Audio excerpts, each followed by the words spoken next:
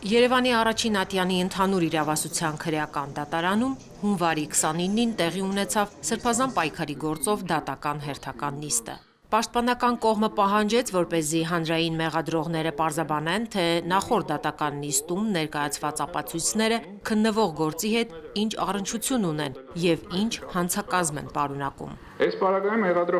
հանրային մեղադրողները հրաժարվում են նշված բովանդակությունը բացահայտելուց եւ հղում են կատարում, որ մենք չենք կարող ապացույց հետազոտել, ոչ մեկ չի խնդրում ապացույց հետազոտել։ Ընդհանրապես ասում ենք, ասեք որտեղ է այդ ապացույցը։ Էջը ասեք, հատորը ասեք, երբ որ կգա այդ ժամանակը կտենանք, որ այդ էջին նման ապացույց չկա, կամ ամեն ինչ որ մատնանշում եք այդ էջը մարկա, ամենևին ուրիշ բովանդակություն ունի եւ ի սկզբանե հանրային մեղադրողները դատարանի եւ հանրությանը փորձել են մոլորության մեջ գցել օրինակ։ Կամ պատկերացումներ իրենց սխալ են այս ապացույցի մասին, կամ իրականում հաստատում են ինչ որ պնդել են մեղադրական եզրակացության մեջ։ Նիստի ընթացքում պաշտպանները հայտարարեցին, որ նկատում են բոլոր մեղադրյալներին նույն մեղադրանքը վերագրելու միտում, ինչը անընդունելի է։ Մեղադրող կողմը անդադ խուսափում է, ուզում է, որ ոնց որ մեղադրական եզրակացությունում 18 անձանց այդ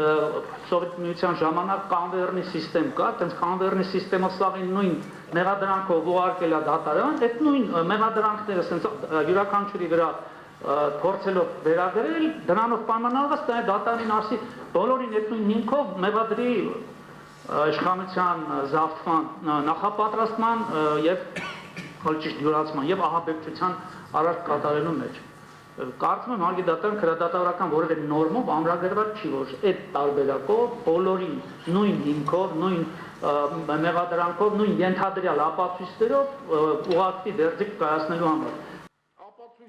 Նիստի ընթացքում Բագրատ Սրբազանը անդրադարձավ օրերս Հայաստանի արտգործնախարար Արարատ Միրզոյանի ԵԽԽՎ-ում արած հայտարարություններին, որոնցում նախարարը պնդել էր, թե Հայաստանում հոգևորականների նկատմամբ հալածանքներ չեն իրականացվում։ Իմ գնահատականը ասեմ, այս գործը սկսել է նրանով, ես առաջի կալանավորված հոգևորականն եմ, առաջի։ Սկսել է ինձանով, բայց որպեսի ես մենակ չլինեմ, ծխածածկույթ են արել, թե մի հատ ինչ-որ գերադրական աստիճանի խումբ կա տերորիստների, որոնք կապված են այս հոգևորականի հետ։ Եվ հովանավորված են եկեղեցու կողմից։ Սա է եղել պատճառ, հաջորդ քայլը եղել է Միքայել Սրբազանը, հաջորդ քայլը եղել է Մկրտիչ Սրբազանը, հաջորդ քայլը եղել է Արշակ Սրբազանը եւ այսօր էլ վարույթ են հարուցել Վեհապար Հայրապետի դեմ։ Չլսված պատմությունը սա եւ մարդն զրպարտիչը հայրենավաճառը խորհրդարանի ԵԽԽ-ում ասում է, որ եկեղեցականների նկատմամբ հալածանք չկա։ Հալածանքը մեր պատիվն է։ Հալածանքով ոչ մեկ չի վախեցնել մեզ։ Եկեղեցու նկատմամբ, ինքնության նկատմամբ հալածանք կա։ Այո կա։ Եվ ես կցավեմ, որ այս դատարանը մեղադրողներով հանդերձ մասնակից լինի այդ հալածանքին եւ այդ ինքնության դեմ որևէ կերպով քայլի։ Սրբազանը դատարանի դահլիճից անգլերեն խոսք ուղղեց ԵԽԽՎ-ին։ Որպես պլոտ, որպես դավադրություն եւ որպես ուզուրպացիա, ահաբեկչություն ընդունել են հոգեվորականների նկատմամբ, ես էլ ասում եմ, դուք կեղծավորներ եք, փտած գերեզմաններ եք, ինչպես Սուրբ Գիրքն է ասում, մաղթում եմ նույն դեմոկրատիան լինի ձեր երկրներում, ինչպես Հայաստանում է, բայց Հայաստանը պետք է ազատագրվի, արդարությունն ու ճշմարտությունն էլ պետք է հաղթանակվի։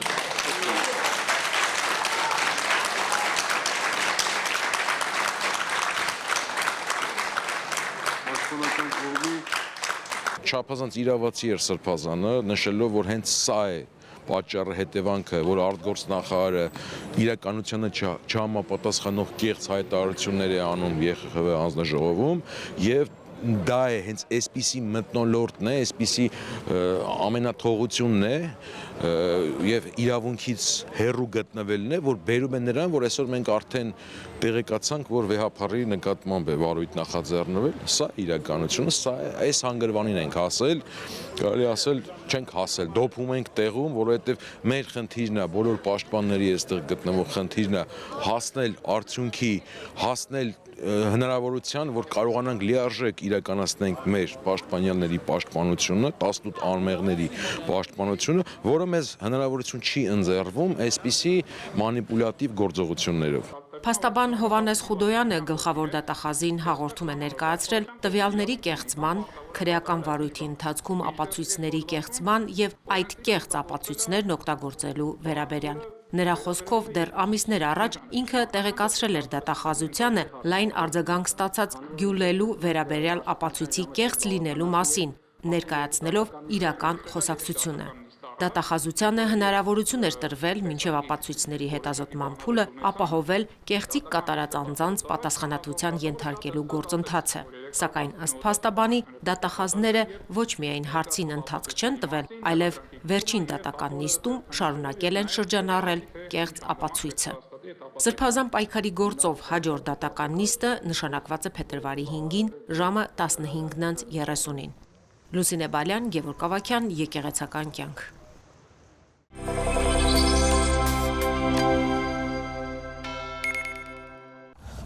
Հունվարի 27-ին Մայրաթորի տեղեկատվական բաժինը հայտարարություն տարածեց, որով հայտնի դարձավ, որ կարգալույծ է հռչակվել Գևորգ եպիսկոպոս Սարոյանը։ Կարգալույծության համար իմասնավորի հիմք է ծառայել, որ նա վիճարկել է Մասյացոտնի թեմի առաջնորդի պաշտոնից ազատվելու եւ մայրավանք վերադառնալու վերաբերյալ հայրապետական տնօրինությունը, խոչընդոտելով Մասյացոտնի թեմի բնականon գործունեությունը եւ դատական իր հայցով առիթ ու պայման ստեղծել իշխանության պատկան կառույցների կողմից ներեկեղեցական կյանքին միջամտելու համար։ Գևորգ եպիսկոպոս Սարոյանը կանոնական շեղումներով եւ կարգազանց գործողություններով դրժել է հնազանդության ուխտը։ Կարգալույծ եկեղեցականն այսուհետ կդասվի աշխարհականների շարքին Արման Սարոյան Ավազանի անունով, նշված է հայտարարության մեջ։ Ավելի վաղ հունվարի 10-ին հայրապետական տնօրինությամբ նախկին սրբազանը ազատվել էր թեմի առաջնորդի իր պաշտոնից։ Նույն օրը երեկոյան հայտնի դարձավ, որ Մասյացոտնի թեմի առաջնորդանիստ Սուրբ Թադեոս եկեղեցու մոտ ոստիկանական ուժեր են խմբվել։ Նախկին առաջնորդը հատուկ պաշտպանության տակ էր առնվել ոստիկանական գվարդիայի կողմից։ Օրեր անց հունվարի 15-ին կարգալույծ Արման Սարոյանը հայցով դիմել էր դատարան Մասյացոտնի թեմի թեմակալ առաջնորդի պաշտոնում վերականգնվելու ակնկալիքով։ Տվյալ հայցն իրավական տրամաբանությունից դուրս է որակում իրավաբան Գերագույն հոգևոր խորհրդի անդամ Գևորգ Դանիելյանը։ Դարերով վեհափառին վերապահված որոշումները իրավական քննության թեմա չեն կարող դառնալ։ Դրանք հակասահմանադրական են եւ դուրս իրավական ողջախոհությունից, ասում է իրավաբանը։ Ըստ կարգալույծ հոգևորականի հայցադիմումի Արմավիրի մարզի ընդհանուր իրավասության քաղաքացիական դատարանն արգելել էր Հայ առաքելական եկեղեցուն եւ այլ անձանց իրականացնել որևէ գործողություն, որը կարող է խոչընդոտել նախկին եպիսկոպոսին իրականացնելու թեմի առաջնորդի համար սահմանված իրավասությունները, տնօրինելու թեմի ֆինանսական միջոցները։ Հիշեցնենք, որ Գևորգ Սրբազանը կարգալույծ հռչակվեց հունվարի 27-ին, իսկ հունվարի 29-ին հայտնի դարձավ, որ քննչական կոմիտեն վարույթ է նախաձեռնել եկեղեցու դեմ դատական ակտը չկատարելու համար։ Ասել անհիմն է նշանակում է ոչինչ չասել։ Գիտեք, շատ ավելի ակնկալելի կլիներ, եթե ընդամենը օրեր առաջ հունվարի 26-ին ԵԽԽՎ վեաժողովի կողմից ընդունված բանաձևը ստապեցներ եւ ոչ թե նախապատվությունը տրվեր ուժային հնարքներին, ճնշումներին, այլ պարզապես վերջ տրվեր այս ամենին, բայց ինչպես պարզվում է, փորձեր են արվելու, այդ թվում նաև բնականաբար եվրոպական կառույցներում, միջազգային հարթակներում ներկայացնելու այս ամենը իբրև թե ներեկեղեցական խնդիր, ինչը իսկապես գոյություն չունի։ Որևէ մեկը համոզված եմ, ելի ասում, փակագծերը չբացելով հանդերձ, չի կարող բերել որևէ քիչ թե շատ փաստարկ, հիմնավոր փաստարկ, առայն որ իբրև թե այս մարմինները, թե Գերագույն հոգևոր խորհուրդը, թե ամենահայս կաթողիկոսը ընդունել է տնօրինություն հատուկ իբրև թե դատական ակտը խոչընդոտելու նպատակով։ Ուղղակի հասկանալի, որ ումեղմ ասած անհիմն է։ Մենք ներկայացված ենք արհեստական օրակարգերի մեջ։ Անկեղծ ասեմ, մտահոգված չեմ։ Բնականաբար մենք բոլորս շատ լավ հասկանում ենք, գիտենք, որ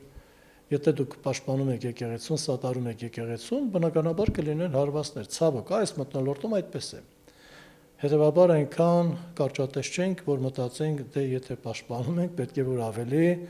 բարվոք իրավիճակում հայտնվենք։ Ոչ, բայց եւ գտնում եմ, որ դա մեզ վրա, մեր տրամադրությունների վրա, գործելակերպի վրա բացարձակապես չի ազդելու։ Մեր խնդիրն է միանշանակ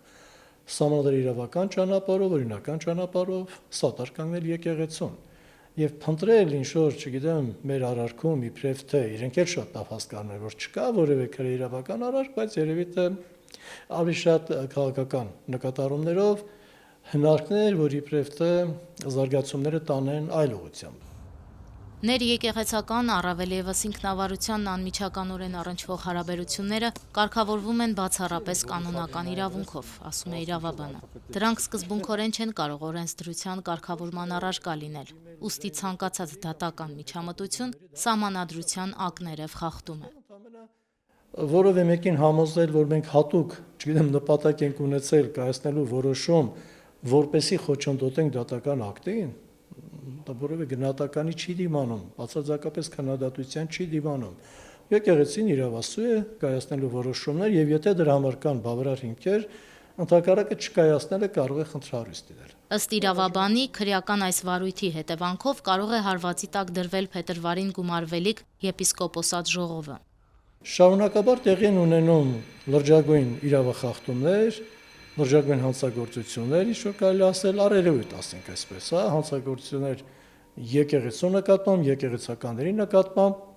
բայց որևէ արձագանք դրան չի լինում։ Անարգել շարունակում են այդ մարդիկ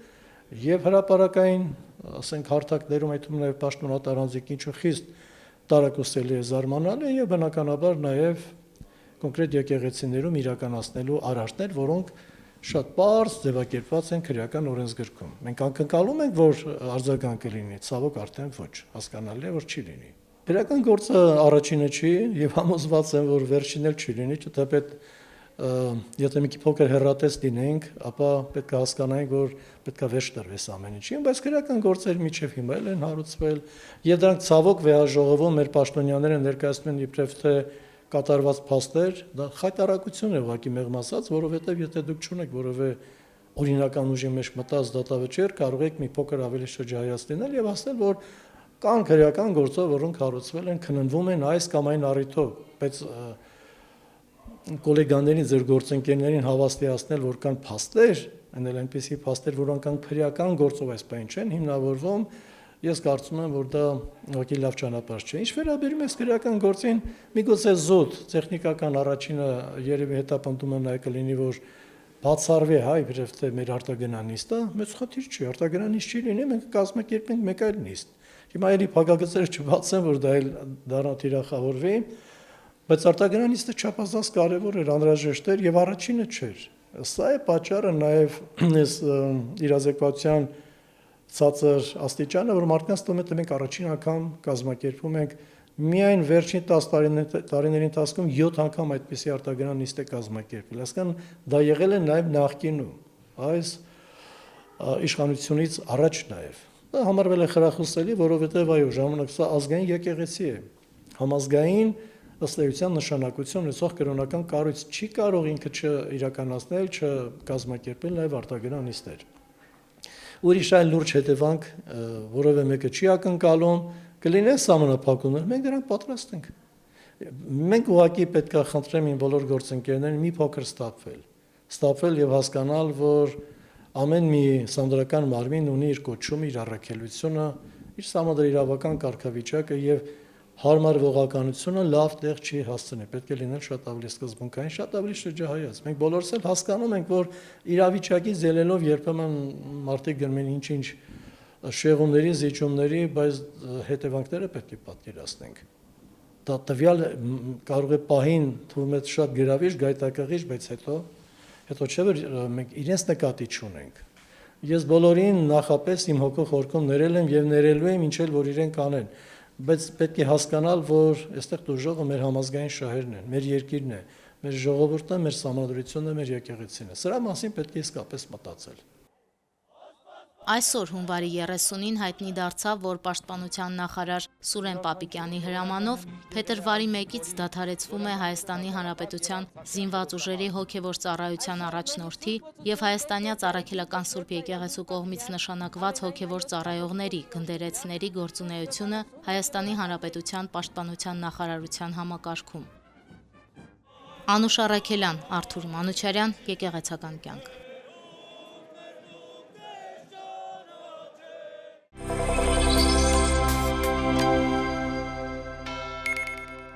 Ձիվողորմության ընդքում արժանի եղիցին եւ ողորմյակ Արագածոտնի թեմի հոգևոր դասը եւ ուխտի եկած հավատացյալները երեկոյան ժամերգության են մասնակցում Սաղմոսավանքում։ Միասնաբար աղոթք են բարձրացնում մեր եկեղեցու անսասանության, հայոց հայրապետի կենաց արևշատության, Մկրտիչ Բագրատ, Միքայել, Արշակ սրբազանների, բարերար Սամվել Կարապետյանի, ապօրինի անազատության եւ գերության մեջ գտնվող հայորդիների համար։ Ամեն հինգշաբթի անցկացվող ժամերգությունները կատարվում են թեմակալ առաջնորդ Մկրտիչ եպիսկոպոս Պրոշյանի օրհնությամբ։ Արդեն 3 ամիս Նուբարաշենի քրեակատարողական հիմնարկում գտնվող սրբազանի լիազորությունները վերապահված են վարչական խորհրդին, որի ատենապետը Շնորհք Աբեղա Պալոյանն է։ Հիշեցնենք, օրեր առաջ դատարանը 1 ամսով երկարաձգեց Մկրտիչ սրբազանի կալանքը։ Համակ ուշադրությամբ հետևում էի դատավարությանը, որովհետև սպասում եմ մեր սրբազանի ազատարձակմանը, որովհետև մենք ունենք կարիքը հայրենասեր ու հզոր առաջնորդի, ինչպիսին սրբազանն էր։ Սրբազանի ներկայությունը մեզ համար վստահություն ու ամրություն էր։ Թուլացած չենք, որովհետև սրբազանը մեզ դաստիարակել է, որ պիտի լինենք ուժեղ ցանկացած պարագայում։ Ստեղծված իրավիճակը մեր երկրում եւ եկեղեցու շուրջ,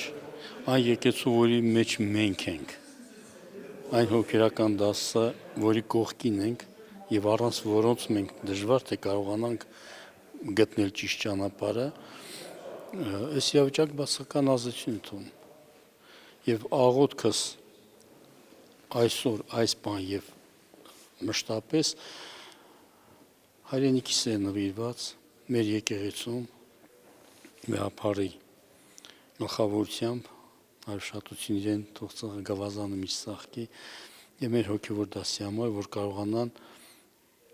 անսասան մնալ եւ հաղթահարել այն բոլոր դժվարությունները, այն բոլոր խոչընդոտները, որ ծագում է իրենց առջև։ Թող սա իրենց շարունակաբար կոփի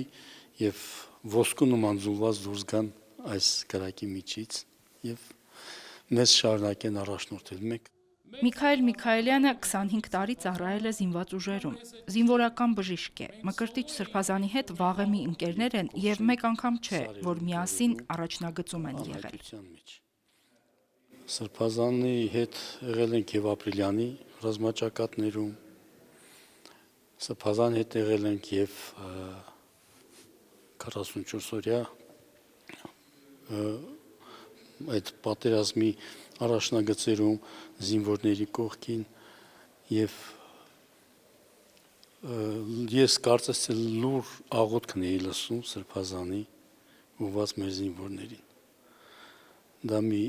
այլ զգացողություն էր, որը չեմ կարող բառերով նկարագրել։ Եվ զինվորները լուր խոնար լսում են եւ զգուշացում են, որ իրենք ոգևորվեցին։ Հրաժեշտի պայն արդեն մեծագույն ոգևորություն կար զինվորների մոտ, որ սրբազանը եկավ, աղոթեց, օրհնեց եւ ուժ տվեց իրենց շարունակելու պայքարը։ Մարդիկ հավատում են, որ միասնական այս աղոթքները հոգևոր վահան են ծանր փորձությունների ժամանակ։ Նաեւ ուժ ու դրական լիցքեր են փոխանցում նեղության մեջ գտնվող հոգևորականներին։ Ընդհանրական աղոթքի զորությունը չիմացող մարդիկ միգուցե իրենց համար ավելի շատ երևակայական բան թվա, բայց ընդհանրական աղոթքը շատ զորեղ աղոթք է, քանի որ հայ առաքելական եկեղեցու հավատավոր մարդիկ, հավատացյալները ու իրական շատ լավ պատկերացնում են, որ այդ միասնական աղոթքի միջոցով անելի վիճակից հնարավոր է դուրս գալ, անհնարը կդառնա հնարավոր, որտեղ Աստծո օգնականությունը այնպիսի զորություն ունի, որ անպատկերացնել է անգամ։ Մենք վստահ ենք, որ նման աղոթները մեծ իներցիա կտան, այսինքն մեզ մի քանի քայլ առաջ կտանեն, ու Աստծո օգնականությամբ այս վիճակից դուրս կգանք։ Փորձությունները շատ բնական են։ Քրիստոնյա մարդը շատ լավ հասկանում է, որ առանց փորձության կյանք չկա, ու փորձությունը զորացնում է։ Մեր եկեղեցու համար ծանր ու փորձություններով լի այս օրերին հոգևորականները հորդորում են չհուսահատվել, հիշել Սուրբ Հովհան Ոսկեբերանի խոսքերը։ Այսպիսին է եկեղեցու մեծությունը։ Երբ նրա դեմ հարձակվում են, նա հաղթում է։ Երբ նրա դեմ չարիք են ծրագրում, նա հաղթահարում է։ Ալեկոծությունների մեջ չի խորտակվում, հալածանքի ժամանակ փառավորվում, պայքարում անսասան է, ճակատամարտում անպարտելի։ Մարդու կյանքը լցված է լիոլի փորձություններով, մասնավորաբար հոգևոր դասի։ Սակայն գալիս է ավետարանը հաստատելու եւ եւս մեկ անգամ կոչ անելու մեր Տեր Հիսուս Քրիստոսի այն կենթանի եւ կենթանարար խոսքով, որ այն հովիվը, ով իր հոտի մեջ է եւ ով իր հոտը սիրում է, հոտը երբեք չի փախչի իրենից եւ հոտը երբեք չի ցվրվի։ Արագածոտնի թեմը իր ողջ քահանայոց դասով եւ իր հավատացյալներով հովի հետ են։ Անուշ Արաքելյան, Արթուր Մանուչարյան, Եկեղեցական կյանք։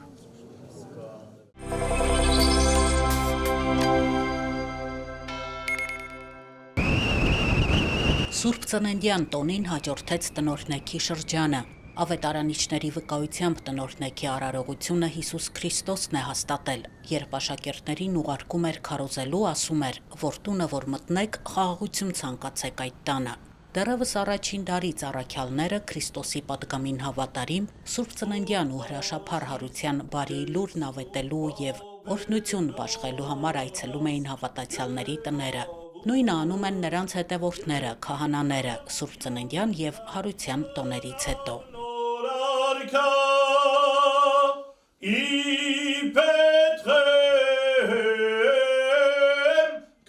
Արագածոտնի թեմի աշտարակ քաղաքում գտնվող այս տանը տնօրհնեք է կատարում Տեր Մանուկ քահանա Զեյնալյանը։ Ընտանիքի անդամները հաճախ են մասնակցում պատարագների, հոգևոր զրույցների։ Անահիտ Արաքելյանը նաև Արագածոտնի թեմի երիտասարդաց միության անդամ է, 11-րդ դասարանում է սովորում, պարապում է համալսարան ընդունվելու համար։ Ես խաղաղություն եմ գտնում առաջնային եկեղեցում ու երբ որ ինձ նեղված եմ զգում կամ չգիտեմ, ինչ որ մի հարցից նեղվում եմ, ասենց առաջնայինը մտքից գալիս է, որ պետք է անպայման եկեղեցի գնամ, որովհետև այնտեղ կխաղաղվեմ, կհանգստանամ կամ այդ հարցերի լուծումը կգտնեմ։ Արագածոտնի թեմի երիտասարդ միություններով միշտ այնց ամուր հարաբերությունների մեջ ենք, ջերմ հարաբերությունների մեջ ենք։ Ինձ թվում է եկեղեցու դերը շատ կարևոր է եւ մեր երկրի համար եւ յուրաքանչյուրիս կյանքում, քանի որ եկեղեցին եւ քրիստոնեությունը միշտ ազգապահպան ուժ են եղել, այսպես ասած սյուն է եղել, որի վրա որ մեր հայրենիքը մինչև այսօր կանգուն է։ Սեղանին դրված է հաց, աղ եւ ջուր։ Այս արարողությամբ օրհնություն են ստանում տան անդամները, օրհնվում են բարիքները։ Տնօրհնեք իհարկե հնարավոր է կատարել ողջ տարվա ընթացքում, երբ ընտանիքում անհաշտություն կա, պարզապես ցանկություն կա օրհնություն ստանալ սեփական հարկից ներս։ Այս ժամանակներում այս հին խորհուրդը հատկապես տարվա սկզբին, որ ծննդյան սուրբ պատարագներն է մատուցվում եւ Տիրոջ ծննդյան բարի ավետիսն է փոխանցվում, մենք քահանաներս շրջում ենք մեր հավատացյալների տները, իհարկե մեծավ մասամբ իրենց հրավերքով եւ օրհնում ենք իրենց տան բարությունը։ Այս խորհրդավոր արարողությունը, որ տեղի է ունենում հարկերից ներս հավատացյալների, միայն տնօրհնեքը չէ, այլ նաև Տիրոջ ներկայությունն է, Տիրոջ վրա հույս դնելու հանգամանքն է, որ տան բնակիչները եւ հավատացյալները ուզում են, որ Քրիստոս բնակվի իրենց հարկից ներս։ Մենք էլ այդ հույսով գալիս ենք Տիրոջ ծննդյան, հետո հարության, բարի լուրն ու ավետիսը փոխանցելու մեր հավատացյալներին եւ ասելու, որ ձեր տարվա ամբողջ ընթացքում հոգևոր բարիքներով լցրեք ձեր կյանքը, Քրիստոսի ներկայությունը թող լինի ձեր հարկից ներս եւ դուք այդ շնչով ապրեք։ Այս բարեպաշտական ընտիր խորհուրդը, որ կատարվում է մեր հավատացյալների հարկերից ներս, իրապես փոխում է իրենց կյանքը եւ շատերը այս հույսով են ապրում։ Աննա Թամրազյան, Վրամ Խանամիրյան, Եկեղեցական կյանք։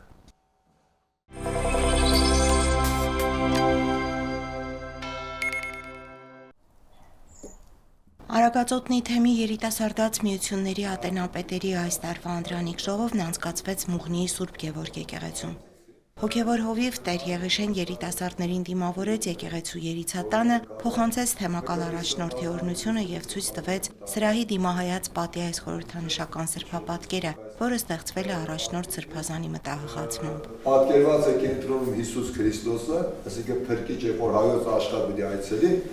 ովքեր իրենք կշրջապատեն։ Եվ երբ տեսնում եք աջ եւ ձախ կողմերում մի կողմում արդեն Թադեոս Բարթելմեոսը, Սուրբ Գրիգոր Մուսավորիչ արդեն, մայրաթողը այսպես ափերի մեջ, Սուրբ Էջմիածինը, եւ այնտեղ արդեն մենք տեսնում ենք Աբգարդ Հագավորին, Վարշավա գծերտին, Սուրբ Մեսրոպ Մաշտոցը, հայոց այգուբենը, այս մասում արդեն Ժողովի օրակարգում իրականացրած եւ առաջիկայում նախատեսվող ծրագրերն էին, ինչպես նաեւ համաթեմական միջոցառումների կազմակերպչական հարցերը։ Անելիքները շատ են, տարվա ընթացքում նախատեսվում են միջհամայնքային այցելություններ, համատեղ ուխտագնացություններ, նաեւ մի շարք սոցիալական եւ կրթական ծրագրեր։ Երիտասարդաց միության ատենապետերով տարվա մեջ մի քանի անգամ, գրեթե 10 անգամ այսպիսի ժողովներ ենք ունենում, որպեսզի քննարկենք առաջիկա անելիքները, առաջիկա ծրագրերը, բնականաբար լսում ենք մեր երիտասարդների կարծիքները եւ այդ կարծիքների վրա հիմնվելով կազմակերպում ենք մեր հոգեվոր եկեղեցական առօրյան եւ այդպես է կառուցվում ընդհանրապես մեր հոգեվոր կյանքը երիտասարդների հետ կապված։ Մենք ունենում ենք նաեւ համայնքային ծրագրեր, որ գնում ենք ինչ-որ մի համայնք այցելության, օրինակ անցած տարի Եղեպատրուշ համայնքում հավաքվել էինք բոլորով փառատոնի, կազմակերպել էր Եղեպատրուշի երիտասարդաց միությունը եւ հրավիրել էր մյուս բոլոր երիտասարդաց միություններին եւ երիտասարդաց միությունները յուրաքանչյուրը ինչով որ իր համայնքը առանձնանում է, դա ներկայացրեց այդ փառատոնին։ Այս տարի այսօր ենք քննարկելու տարեկան ծրագրերը եւ առաջն աստված լիահույս ենք, որ կրկին կլինեն փոխհամայնքային միջոցառումներ, փոխայցելություններ, այս տարի նաեւ նախատեսում ենք ոչ միայն համայնքի ներսում, ոչ միայն թեմի ներսում իրականացնել փոխայցելություններ, այլ նաեւ նախատեսում ենք մյուս թեմեր գնալ փոխայցելությունների։ Ծրագրերի մի մասը հաջողում են, կան գործեր, որոնք կիսատ են մնում, սակայն կարևոր գործոն է միասնականությունը, որը հանդիպումից հանդիպում ավելի է ընդգծվում, ասում է Տեր Փարենը։ Հատկապես թեմի համար դժվարին այս օրերին, երբ Մկրտիչ Սրբազանն անազատության մեջ է, երիտասարդական կառույցներն էլ ավելի են համախմբվել իրենց քահանա հայրերի շուրջ։ Մենք բոլոր տոները կազմակերպում ենք, բոլոր միջոցառումները սոցիալական, կրթական, մշակութային կազմակերպում ենք մեր հոգևոր հայրերի առաջնորդությամբ, մեր Սրբազանի առաջնորդությամբ եւ ցանկացած պարագայում որևէ խնդրի հետ առնչվելու հետ կապված մենք գիտենք, որ մեր թիկունքին ունենք հզոր առաջնորդներ, ինչպիսիք են մեր հայրենասեր հոգևոր հայրերը, իհարկե Սրբազանի գլխավորությամբ։ Թեմի տարածքում գործում է 17 երիտասարդաց միություն, կառույցները գործում են առանձին յուրաքանչյուրն իր համայնքում, սակայն մի շարք ծրագրեր իրականացնում են համատեղ։ Արագածոտնի թեմի երիտասարդաց միությունների ակտիվությունն ատենապետ Նաիրա Ռադավթյանը կապում է հայկական դանիական լույս մանկանց կրթական ծրագրի հետ։ Եվ շատ ուզում եմ նշել, որ երիտասարդաց միությունների հիմքը նաև լույս մանկանցից եկած մեր սաներն են, 12 տարի Արագածոտնի թեմը հավատարիմ կրողն է լույս մանկանց ծրագրի եւ այդ մեծ արդյունքը մենք այսօր տեսնում ենք մեր թեմում, որովհետեւ իրենք չսահմանափակվեցին լույս մանկանց ծրագրով, երբ որ վերջացավ իրենց տարիքը այնտեղ լինելու, այլ իրենք շարունակեցին երիտասարդաց միությունները եւ իրենց առաքելությունն են այսօր շարունակում եկեղեցում։ Փոքրուց ծնողների հետ միշտ գնացել եմ պատարակներին, մասնակցել եմ, հետո արդեն լույս մանկանց ծրագրին եմ մասնակցել, դրանից հետո արդեն ոնց որ ավագ տարիքում արդեն եկա երիտասարդաց միություն, ամենակարևոր բանը, որ տվել է եկեղեցին, երիտասարդաց միությունը ու քահանաները, այդ ամուր լինեմ իմ հավատքի մեջ։ Հայր մեր, որ եկես ես։ Առաջիկայում Սուրբ Սարգսի տոնն է, հունվարի 31-ին Գարեգին II ամենայն հայոց կաթողիկոսի հայրապետական բարձր տնօրինությամբ եւ Արագածոտնի թեմակալ առաջնորդ Տեր Մկրտիչ եպիսկոպոս Պրոշյանի օրհնությամբ Ուշիի Սուրբ Սարգիս եկեղեցի կտարվի Սարգիս Զորավարի Աչաձև մասունքարանը։ Շատ հագեցած օր է լինելու, բնականաբար պատարակով, Մայրաթոր Սուրբ Էջմիածնից Վեհափար հայրապետի օրհնությամբ այստեղ պիտի բերվի Սուրբ Սարգսի աչ մասունքարանը, որը պիտի մնա թեմում ուրախություն մեզ, մենք ունենք Ուշի Սուրբ Սարգիս եկեղեցին, որտեղից իդեպ հենց այդ մասունքը դուրս է բերվել, եւ Աշտարակի Սուրբ Սարգիս եկեղեցին, որտեղ էլ մասունքը պիտի մնա մինչև երեկո, եւ ոչ միայն երիտասարդները, հավատացյալները հնարավորություն կունենան մոտենալ եւ խնդրել Սուրբի բարեխոսությունը։ Վաղը Սուրբ Սարգսի տոնն է, երիտասարդները շտապում են ավարտել գործերը, պատրաստել են փոխինձ, աղանց եւ անուշեղեն, իրապես հավատում են երիտասարդների հովանավոր Սուրբ Սարգսի բարեխոսությանը։ Լիաննա Չիչակյան, Վարդգես Մանուկյան, Եկեղեցական կյանք։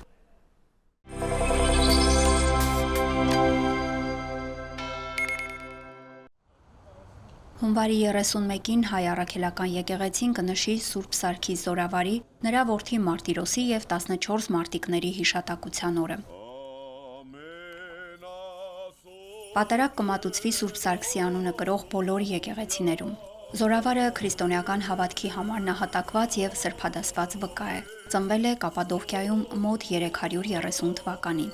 Հուլիանոս Ուրացողի թագավորության օրոք, երբ հալածանքներ են սկսվում Քրիստոսի եկեղեցու նկատմամբ, Սուրբ Սարգիսը աստվածային հայտնությամբ հրաման է առնում հեռանալ կայսրության սահմաններից։ Իր որդի Մարտիրոսի հետ գալիս ապաստանում է քրիստոնյա Հայաստանում։ Որոշ ժամանակ անց որպես զինվորական տեղափոխվում է Պարսկաստան։ Այստեղ հայտնի է դառնում, որ Զորավարի ազդեցությամբ պարսիկ զինվորներից շատերը քրիստոնեություն են ընդունում։ Քրմերը Սարգսին եւ նրա որդուն պարտադրում են զոհ մատուցել արքայական մեհյանում, նրանք մերժում են հրամանը եւ սպանվում։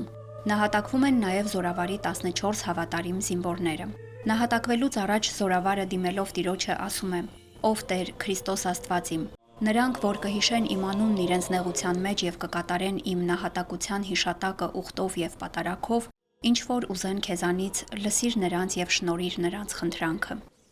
Նահատակների մարմինները ամփոփվել են Համիան քաղաքում, հետագայում Մեսրոպ Մաշտոցը Սուրբ Սարգսի մասունքները տեղափոխել է Կարբի գավառի Ուշի գյուղ, որտեղ եկեղեցի է կառուցվել։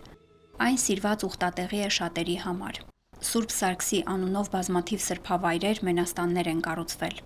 Քրիստոնեական հավատքի համար նահատակված ազգությամբ հույն Սուրբ Սարգսի անունը մեծապես կապված է հայոց աշխարհի հետ։ Նրա հիշատակի տոնը ժողովրդական մեծ հնչեղություն է ստացել։ Սարգիս Զորավարը համարվում է երիտասարդների արագահաս բարեխոսը։ Գարեգին II ամենայն հայոց կաթողիկոսի տնօրինությամբ տոնը հռչակվել է որպես երիտասարդների օրհնության օր։ Այդ օրը պատարագից հետո կատարվում է երիտասարդների օրհնության կարգ։ Տոնը նաև Սարգիս անունը կրողների անվանակոչության օրն է։